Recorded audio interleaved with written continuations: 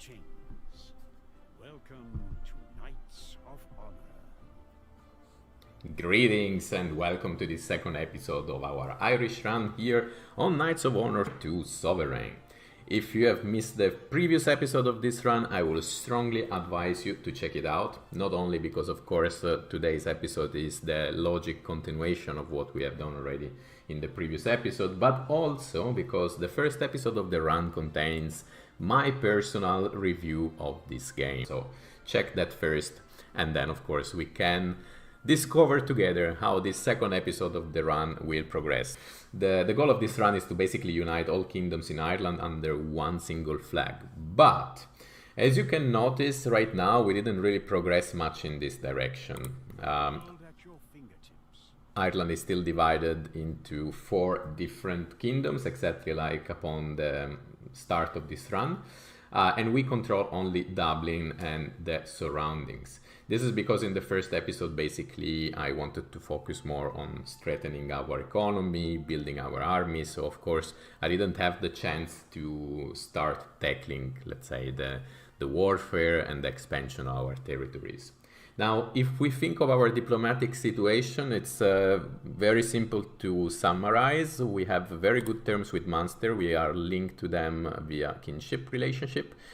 We also have good terms with Galway. We are currently trading with them. That's also what is contributing to this good relationship, which basically means that the logic per exclusion, the logic target for a potential first expansion in Ireland will probably be Ulster. On the other hand, I do not really think that our first war in this episode, or in general for this run, will be here, will be conducted in Ireland. What I was thinking to do instead, now that we have an army, is to test our troops by joining someone else's war. And I was thinking that maybe we could help England in one of the wars that they currently have,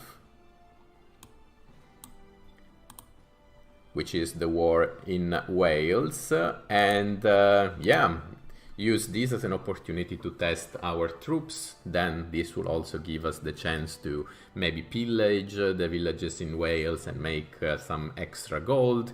And also the real reason why I would like to do that is because, as I was also mentioning in the first episode, I would like to keep very good terms with England because they are a dangerous neighbor. So basically, yes, what I hope is to improve their trust by supporting them in this war. So that could be a possible way to proceed. But of course, there are still a number of actions that I need to take care before I can really join England in this war. Because, for example, as you can see right now, we do not even have a marshal. So that will be the very first thing I'm going to do today, to hire a marshal. And we don't have enough gold. So I will need to pile up 200 units of gold for the marshal. I was also thinking that it will be nice to have a diplomat, so I will need other 200 units of gold also for the diplomat, because then we can also use the diplomat over time to increase the relationship with England as well. And later on, when we will need to declare finally war on Ulster, then we might create an invasion plan with the diplomat, so it's needed anyway. So let's remove the post and let's start collecting the gold that we need to expand our royal court. And then we will join England in their war. Very good, we have enough gold for the marshal in Dublin, okay. We have Baron Niall. But now let's pile up also the gold. Very good, we also have another prince. Let's pile up also the gold for the diplomat. And let's take a look at this little boy. The birth of a healthy royal prince has blessed our kingdom. He bears the name of Cass. May he grow strong and wise and follow his father's footsteps. He has a clear inclination for stewardship, so this is quite obvious that he will be a merchant, and we educate him. Then a kingdom was destroyed. This is Croatia, was taken by the German forces. Okay, now we can also hire the diplomat. This is Baron Duenald, and now what we can do is move back to England and propose them to help them in the current war with Wales. The English are pleased. This is great. Your army might be small, but it is good to see that you pointed in the right direction, King Donchat. We find your war against the Wales to be a smart decision. Everything was already pillaged by our opponent, so we will go straight to their capital, together with the English armies. To battle and victory! Our crowd authority is dwindling, my lord. Our merchant's opinion has worsened. So now the English soldiers are joining us, and this should grant us a victory, I believe. The only problem is that our treasury was robbed, which of course is not good.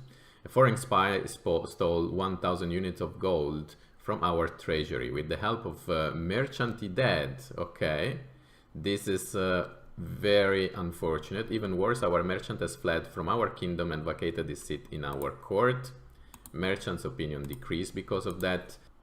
Now we will just forget the merchant and hire a new one. I need 200 units of gold. Our ranks were reinforced by another army. We have received a diplomatic message.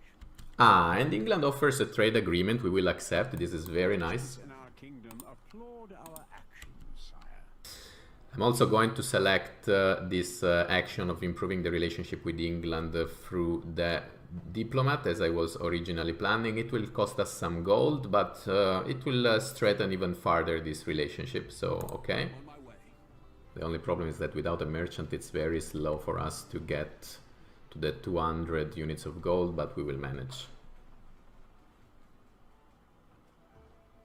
Also, we have a lack of food income right now, and kingdom stability at -6, so of course we have to be careful, but I will fix this. A letter from the Pope requires your attention, my lord.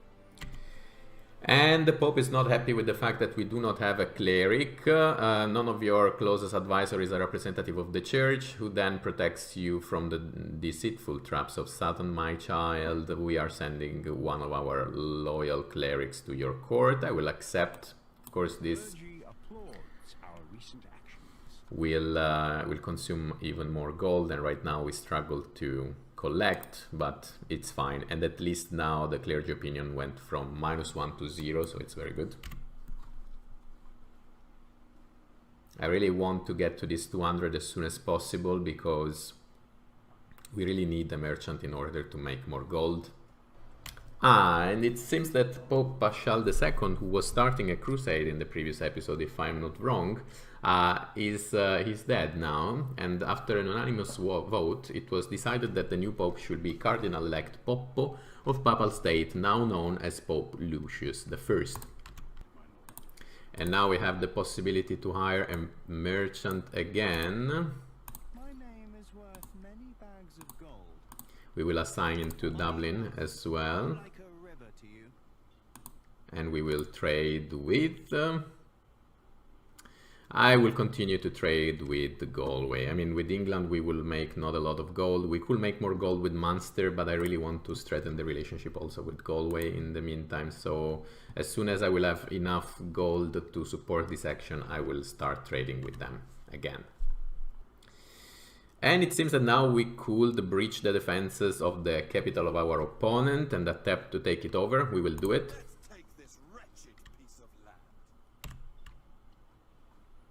All in.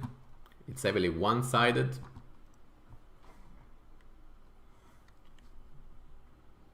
Let's see if we can close this war rapidly, because right now we are struggling with the army supplies. A new crusade is coming.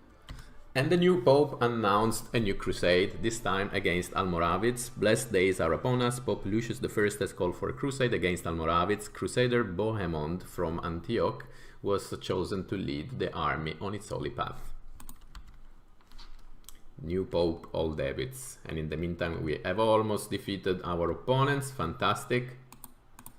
Shortly before ending our supplies, it seems, which is great. Splendid work, sire. Very good. We won our war. We captured a new province. Our army's opinion has improved. We've gained favor with our nobility. Awesome. So army opinion increased. Our recent victory in battle has improved the standings of our king with the army, +1. Nobility opinion increased. The successful war, army opinion increased by 3. Town siege won. We successfully defeated the Welsh armies and now the town is under our control, along with the entire province. Which is actually quite nice, I will say. I was not really planning to expand in Wales, but because we granted our support to England here in the hand, we managed to expand our territories already. In a wrong direction, I would say, but it's still a good start. And of course we will need to restore the peace, I believe, in that territory, which I will do shortly. Our kingdom is the most respected. No other kingdoms has such good relationship with the rest. Interesting. And now we will need to establish order in this province. This is what the marshal is right now trying to do. Okay, we have another prince. So the queen has done a great job giving us another son. In all of this, also disorder handed in the newly conquered Welsh province. So I will say that for the moment everything is going fine, but before we continue, let's check what it could be a good education for the new prince. Of course it will be espionage, so let's raise him as a spy. Educate. Our prince has grown and can learn new skills. Very good. This is the second prince we had, Prince Cass. Now we can choose something for him, and probably it will be stewardship, I will imagine. Yes. The queen has given birth to a healthy prince. And we have another prince, so the queen is really like blessed because she's only giving birth to little boys. So a blessed day is upon us that the queen has given birth to a healthy prince. He bears the name of Flightbertage. May grow strong and wise and follow his father's footstep. He has an inclination in different direction. We could make him a marshal, we could make him a diplomat, we could make him a cleric. Maybe a marshal is never bad. Educate. And now we can increase the crown authority, and this bring our kingdom stability to 0. Very good. Another important improvement in the course of the second episode. And now we have the Prince Leod, who is going to be the future king. He's ready to basically join the royal court, which is great. We can pick another skill for him. What it will be? Courtesy, that will be nice, but I will go for leadership.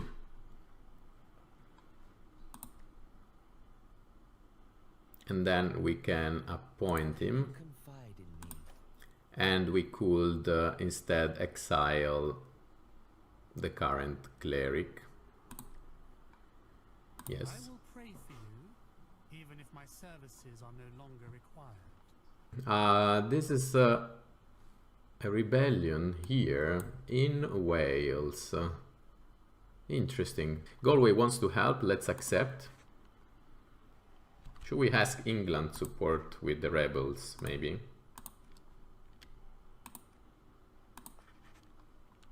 And they will help. Very good. Political view. Yeah, because it seems that our Irish allies are not really coming. So let's move our troops before they complete pillage this village. Okay, heavily one-sided.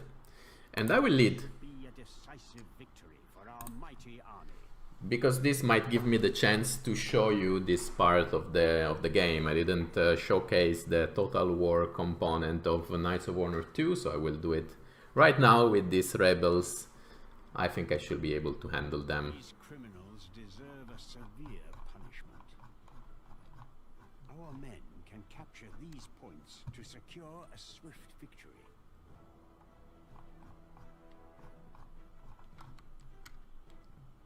We will stop the burning. Very good. So as you can see, we have the possibility to attack the capture point of our opponents, and this is probably the easiest part of the game, to be honest. I already mentioned in the past that this game lacks Well protected. depth, and this is a good example, but you will see it very soon. So let me take the light cavalry. Too close to the enemy. So basically the goal is to simply Way. flank, if possible, the opponents. Let's go. It looks safe. We're being flanked. We are on our way. So that then it's possible to target basically the opponent's capture point, and it's quite easy to capture them.